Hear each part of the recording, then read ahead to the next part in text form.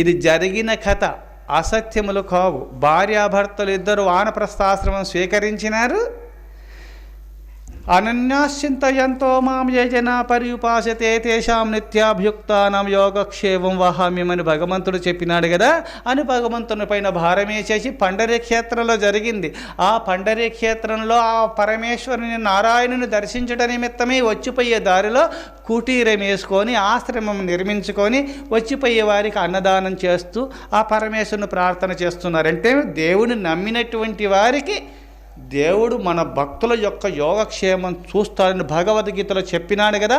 మాకేమి భయం అని చెప్పి నిండు హృదయంతో ఆ నారాయణను ప్రార్థన చేస్తూ నమ్ముకొని కర్తవ్య కర్మలు చేసుకుంటూ వచ్చిన వారికి అన్నదానాలు చేస్తూ ఆనందంగా జీవితాలు గడుపుతున్నారు. ఒక్కసారి ఉండి నారాయణుడు కొంచెం పరీక్ష పెట్టాలనుకున్నాడు. ఒకరోజు ఆశ్రమానికి ఎవరిని పోనివ్వలేదు, తినుబండారములు ఎవరి భక్తుల ద్వారా తీసుకురానివ్వలేదు. ఒక్కరోజు 2 రోజులు 3 రోజులు అయింది. తినటానుగుణంగా ఉన్న ఎన్ని సరుకులు అయిపోయినాయి, తినటానుగుణంగా తినుబండారములు లేవు. ఏం చేయాలి?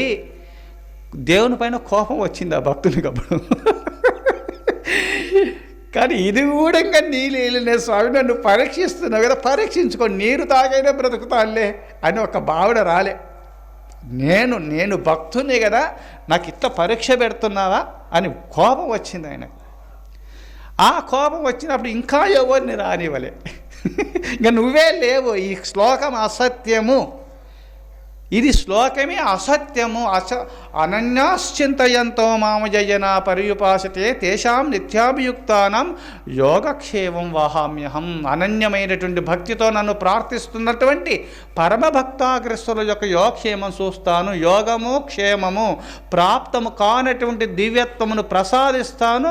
క్షేమము అట్టి దివ్యత్వము నుండి భక్తుడు పతితుడు కాకుండా సర్వావస్థలు ఎందు నేను కాపాడుతూ ఉంటానని భగవంతుడు యోగమును ప్రసాదిస్తాను. అట్టి యోగి సిద్ధ పురుషుడిగా నేను అట్టి యోగమును ప్రసాదిస్తాను, అట్టి సిద్ధ పురుషుడిగా తీర్చిదిద్దుతాను. అక్కడ ఆ దివ్యత్వము నుంచి పతితుడు కాకుండా రక్షించే బాధ్యత నాదే అని ఈ శ్లోకము యొక్క అర్థము. యోగము క్షేమము అనే పదానికి అర్థం ఇదియే. యోగము ప్రాప్తము కానటువంటి దివ్యత్వమును ప్రసాదించి అట్టి భక్తుని కాపాడుతా అన్నాడు భగవంతుడు. స్వామి, నాకు ఆశ్రమాన్ని ఇచ్చినావు, అన్ని ఇచ్చినావు, కానీ ఈనాడు గుడంగా అన్నము తినటానికి గుడంగా అన్నం లేకుండా చేసినావు స్వామి. ఈ శ్లోకమే అసత్యం. వాస్తవానికి రాసినాడా వేదవ్యాసమాడుతాడు, ఏదో పిచ్చి బట్టి రాసి ఉంటాడు, ఏదో ఆ భగవంతుని పొగిడి ఉంటాడని ఆ భావంలోకి వెళ్ళిపోయినాడు. వెళ్ళి ఇంక వేరే మార్గం లేక నేను ఊర్లోకి వెళుతాను, భిక్షాటన చేస్తాను, ఏదో తీసుకొని వస్తాను తిండిబండారములు అని చెప్పి ఏదో స్నేహితులు ఉంటారులే, పూర్వ స్నేహితులు ఎవరో పరిచయం అయిన వాళ్ళని అక్కడ వెళ్ళినాడు. వెళ్ళి ఎత్తుకు వెళ్ళినాడు. ఈ శ్లోకము అసత్యమని ఒక ముళ్ళు తీసుకొని, పూర్వకాలంలో త్రాటియాకడ గ్రంథాలు కదా, ముళ్ళు తీసుకొని గీసినాడు. ఇట్లా గీసేసరికల్లా అనన్యాశ్చింతయంతో మాం యజన పర్యుపాసతే తేషాం నిత్యాభియుక్తానాం యోగక్షేమం వహామ్యం అనే శ్లోకం పైన మొల్లుతో ఇట్లా గీసినాడు. ఇది అసత్యము. ఆవేశము కలిగి భిక్షాటనకు వెళ్ళినాడు, ఊర్లోకి వెళ్ళినాడు. ఇంకా ఆయన ఇంకొక 1-2 గంటలో వస్తాడు అనే సమయంలోనే 2 పిల్లోళ్ళు, ఒక పిల్లవాడు తెల్లగా ఉన్నాడు, ఒక పిల్లవాడు నల్లగా ఉన్నాడు. ఆదిశేషుని అవతారమే బలరాముడు, శ్రీ మహావిష్ణువు యొక్క అవతారమే శ్రీకృష్ణ పరమాత్మ. శ్రీకృష్ణ పరమాత్మ కదా చెప్పింది శ్లోకము. ఆ బలరాముడు రూపంలో, కృష్ణుని రూపంలో వచ్చి తినుబండారాలు ఎత్తుకొని వచ్చినాడు. అన్నా పోదాం పదా అని బలరాముని వెంటబెట్టుకొని ఆ తినుబండారములో ఒక మూట తీసుకొని వచ్చేసినారు. వచ్చి అమ్మా గో ఇచ్చినాందుడు వస్తువులు వండి పెట్టండి, వండుకొని తినండి అని ఏడుస్తున్నాడు. ఆ చిన్న పిల్లవాడు, ఆ నల్ల పిల్లవాడు ఏడుస్తున్నాడు. అప్పుడు ఏమేమనుకుంది, ఆయన ముందే ఆవేశంతో పోయినాడు. ఏదో తినుబండారములు స్నేహితులు ఇచ్చుంటారు, ఆ తినుబండారములు తీసుకుపోయి ఆశ్రమంలో ఇవ్వపోండి అని ఆయన ఉంటే వీళ్ళు రాకుండా ఉంటారు, పట్టుకొని కొట్టుంటాడు. కఠినంగా ఇస్తావా నేను చంపమంటావని ఏదో శిక్ష పెట్టుంటాడు ఆవేశంతో. ఆ తినుబండారాలు తీసుకొని వచ్చినాడులే అని ఆమె అనుకుంటూ ఈయనైనా బాధపడకు నాయనా, ఏదో ఆయన ఆవేశంతో నేను తిట్టుంటాడు కొట్టుంటాడులే, ఆయన ఆవేశంలో కొట్టితే పర్వాలేదమ్మా, పెద్ద దెబ్బ కొట్టినాడు అన్నాడు. ఎక్కడ నాయనంటే వీపు చూయిస్తే ఆ గీసినప్పుడు ఆ త్రాటి యాకి పైన గీసినట్టుగా ఒక కత్తితో కోస్తే ఏ విధంగా మన ఒళ్ళు తెగుతుందో వెనక పక్క తెగింది, రక్తం వస్తుంది. శ్రీకృష్ణ పరమాత్మకి బాలు రూపంలో ఉన్న కృష్ణ పరమాత్మకు చూడమ్మా, నన్ను ఎలా కొట్టినాడో, నరికేసినాడమ్మా, రక్తం వస్తుందమ్మా, ఎట్ట చేతులు వచ్చినాయమ్మా ఆయనకు, ఇంత దయలేనివాడు నీ పతిదేవుడు అని ఏడుస్తూ పోతుంటే, అన్నం తినిపోండి ఆయన అంటే, ఇంక చాలు పెట్టిన అన్నం చాలులే అమ్మా, మాకు చాలులే అని చెప్పి ఇద్దరు వెళ్ళిపోయినాడు. ఇది ఏడుస్తూ నటిస్తూ పోయినాడు కృష్ణ పరమాత్మ. మా తమ్మిని అట్లా కొట్టవచ్చునా చేయొచ్చునంటే ఆవేశపడుతుంటే, అన్నయ్య నువ్వు ఆవేశపడకులే అని నటించినారు వాళ్ళు. ఎందుకంటే లోకహితమై అవతరించిన పుణ్యపురుషులుగా ఉన్న ఆ రూపంలో భక్తులకు దర్శనమిచ్చినారు వాళ్ళు. అమ్మ మహాపరమ భక్తురాలు కావున ఆవేశపరుడైనటువంటి ఆయనకు దర్శనం కలగలేదు. ఈయన వచ్చేసి పతిదేవుడు వచ్చేసరికల్లా వచ్చిన తర్వాత బాగా తిట్టాలి, పిల్లలు పరబ్రహ్మ స్వరూపులు కదా, వాళ్ళని కొట్టుతావా నువ్వు అని తిట్టాలని వచ్చేసరికి అన్నం బాగా వండి పెట్టింది. ఆయన ఆవేశంతో వచ్చినాడు, ఆకలి అవుతుంది అన్నం వండని ఆ వస్తువులు ఇసిరేసినాడు, కూర్చున్నాడు. ఏమి అట్ట విసిరేస్తున్నావు, తెచ్చినా సరిపోవా, తెచ్చినావు కదా, అన్నం వండి పెట్టినాడు, స్నానం పూర్తి తీసుకురాపో, అన్నం రెడీగా వడ్డిస్తాను, పిల్లలు పరబ్రహ్మ స్వరూపులు కొట్టొచ్చునా, నువ్వు అట్ట చేయొచ్చునా, ఇది నీకు చేతులు ఎట్టొచ్చినా, ఇంతకాలం భక్తులమై ఉండి పిల్లలను కొట్టొచ్చునా అని ఆమె బాగా తిట్టుతూ ఆవేశంతో ఉంది. ఆయన ముందే ఆకలి ఆవేశంతో ఆయన ఉన్నాడు. పిచ్చిదానా, అన్నం వండే పెడతా, అన్నం వండిన అంటున్నాడు, ఎవరు తెచ్చిపెట్టారు నీకంటే, నువ్వే పంపించినావు, ఇద్దరు పిల్లోళ్ళు వచ్చినారు, నువ్వు అట్లా కొట్టవచ్చునా, వీపులో గీసినావు, రక్తం వస్తుంది, కత్తితో గీసినట్టు అంత దెబ్బ కొడితే ఒళ్ళు చితికిపోయింది. అంటే ఇట్లా గీస్తే మామూలుగా రక్తం వచ్చినట్టుగా ఆయన గట్టిగా కొట్టుంటాడు, అది ఒళ్ళు చితికిపోయింది, రక్తం వస్తుంది, ఇది నీకు ధర్మమేనా అంటే, ఎవరు పిల్లలు రాలేదు, ఈ తినుబండారములను మూటగట్టి పంపించలేదు, ఎవరు వాళ్ళు అంటే, ఉన్నాడు ఒక ఆయన నల్ల పిల్లవాడు, ఒకటి తెల్ల పిల్లవాడు, ఇద్దరు వచ్చినారు, నీకు అంత మాత్రం తెలియదా, నీకు మూట గట్టి వాళ్ళ నెత్తిలో పెట్టి పంపించినావు, నీకు తెలియదా. అప్పుడు అనుకున్నాడు, తెల్లటి రూపంలో బలరాముడు, నల్లటి రూపంలో శ్రీకృష్ణ పరమాత్మ, నేను త్రాటి ఆకల గ్రంథమైన భగవద్గీతలో అప్పుడు ముళ్ళుతో గీసినాను కదా, ఈ శ్లోకం అసత్యమని భగవద్గీత స్వరూపుడే శ్రీకృష్ణ పరమాత్మ గీత రూపంలో భాషిస్తున్నాడు. గీతాశ్రయోహం తిష్ఠామి గీతా మే చోత్తమం గృహం గీతా జ్ఞానముపాశ్రిత్య త్రిలోకాన్ పాలయామ్యహం. గీత నా మందిరము, గీతయే నా నివాసము, గీత నా స్వరూపము, గీతను ఆశ్రయించే నేను ముల్లోకాలను పాలన చేస్తున్నాను, భూదేవిని ఉపదేశం చేస్తాడు. గీతా మహాత్మ్యం గురించి చదువుకోండి, భగవద్గీతలో మీకు అంత బోధపడుతుంది. అందుకోసమే ఎంత పొరపాటు చేసినాను కదా, వీపులో కొట్టితే ఒళ్ళు చితికిపోయి రక్తం వచ్చినట్టుగా నేను గీసినాను కదా అసత్యమని, ఈ గీటే భగవంతునికి అక్కడ కోయబడింది, అనగా దెబ్బ తగిలింది, రక్తం వచ్చిందని ఏడుస్తూ ఆ కృష్ణ పరమాత్మ దర్శనం నీకు కలిగింది, నాకు కలగలేదు ఆ బలరామకృష్ణుల దర్శనమని ఏడుస్తూ ఏడుస్తూ ఏడుస్తూ కృషిస్తూ అక్కడనే ఉండిపోయినాడు.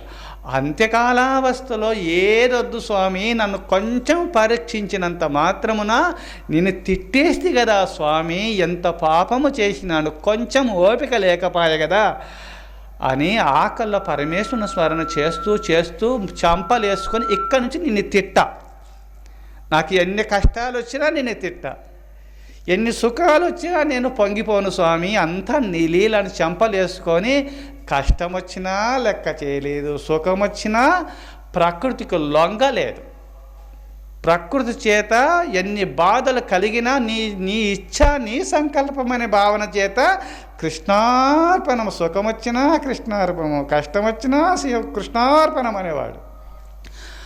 ఆకల్లో పరమాత్మ ప్రత్యక్షమయ్యి అప్పుడప్పుడు నా భక్తులను పరీక్ష పెడుతుంటాను, పరమభక్త నేను కొంచెం పరీక్ష పెట్టినానులే, నీకు మోక్షమైతే తప్పకుండా ఇస్తాను, లోకహితమై భక్తులు తెలుసుకొనుట నిమిత్తమై నీ చరిత్ర భావితరాలకు ఆదర్శము ఉండుట నిమిత్తమై భక్తులను కూడా అట్టట్ట పరీక్ష పెడుతుంటాడు భగవంతుడు. నీకు కొంచెం పరీక్ష పెట్టినా ఫెయిల్ అయినంత మాత్రం నేను వదిలినానా?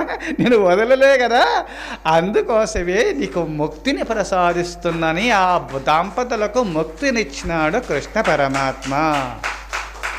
అందుకోసమే మన సంసారంలో అప్పుడప్పుడు కొన్ని కష్టాలు వస్తుంటాయి. కష్టాలు రాగానే దేవుడు ఎక్కడున్నాడు అని వదిలేస్తుంటాం. వదిలేయకూడదు, దేవుణ్ణి తిట్టకూడదు, కొట్టకూడదు.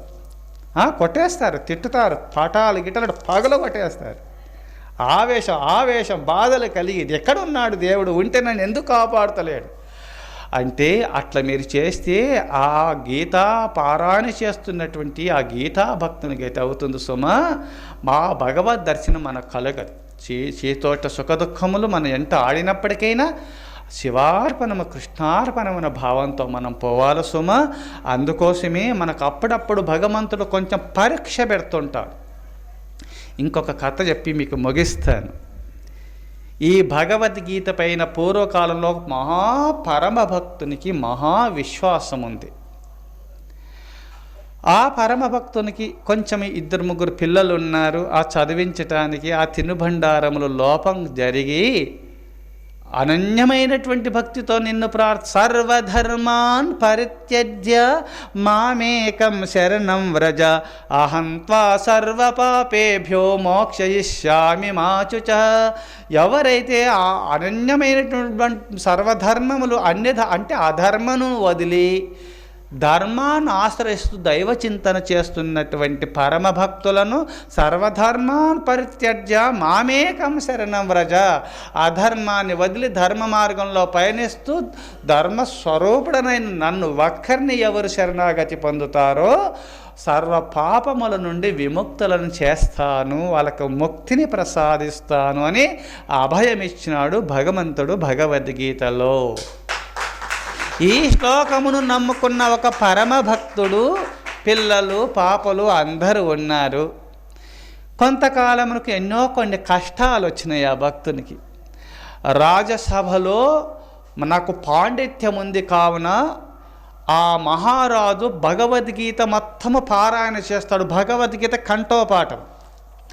ఒక మహారాజు భగవద్గీత గురించి చక్కటి ఉపదేశం ఎవరు చేస్తారో వ్యాఖ్యానాలతో వారికి ఎన్ని శ్లోకములు చెప్తారో, శ్లోకములు ఎన్ని అక్షరాలు ఉంటాయో అన్ని లక్షలు ఇస్తాను ఎప్పుడు ప్రకటించేవాడు. ఆయన భగవద్గీత గురించి మంచిగా చెప్తే చాలు, ఆయనకు రాజులకు ఏం తక్కువ సంపదలు కోకొల్లలుగా ఉన్నాయి కావున ఆ భగవద్గీత గురించి బాగా చెప్పాలి. చెప్తేనే డబ్బులు ఇచ్చేవాడు, లేకపోతే ఇచ్చేవాడు కాడు. ఈ భక్తుడు వచ్చినాడు. ఈ శ్లోకం పైన వ్యాఖ్యానం చేయమన్నాడు. సర్వధర్మాన్ పరిత్యజ్య మామేకం శరణం వ్రజ అహం త్వా సర్వపాపేభ్యో మోక్షయిష్యామి మా శుచ. అన్ని ధర్మములు వదిలి అని అధర్మ కార్యక్రమాలు చేయకుండా ధర్మ మార్గంలో పయనిస్తూ ధర్మాచరణ పరుడై నన్ను ఎవరు ప్రార్థన చేస్తారో నన్ను ఒక్కనే అట్టివారిని సమస్త పాపం నుండి విముక్తుడుగా చేస్తూ కైవల్యాన్ని ప్రసాదిస్తానని అర్థం. అందుకోసమే ఈయన ఈ శ్లోకం గురించి నేను బాగా చెప్తాను పోయినాడు. బాగా చెప్పిన తర్వాత తిరుగు ప్రయాణంలో ఆ మహారాజు అప్పుడప్పుడు ప్రశ్నించేవాడు, పండితోత్తమ, ఎందుకంటే ఈ భగవద్గీత గురించి ఆ శ్లోకము పదవిభాగాలు చేసి ప్రతిపదార్థముల రూపేణ వ్యాఖ్యానముల రూపేణ అద్భుతంగా చెప్పినాడు ఉపన్యాసం.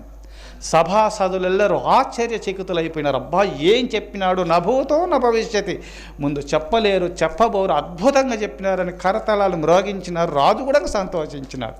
ఇంతకుముందు ఎవరు చెప్పరు.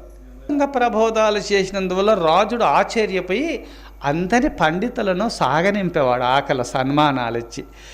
ఆ పండితోత్తముల వారిని సన్మానం చేసినాడు. సాగనంపే సమయంలో నీకు భగవద్గీత ఆ గురించి అంతా తెలుసునా బాగా అని మళ్ళీ ప్రశ్నించినాడు.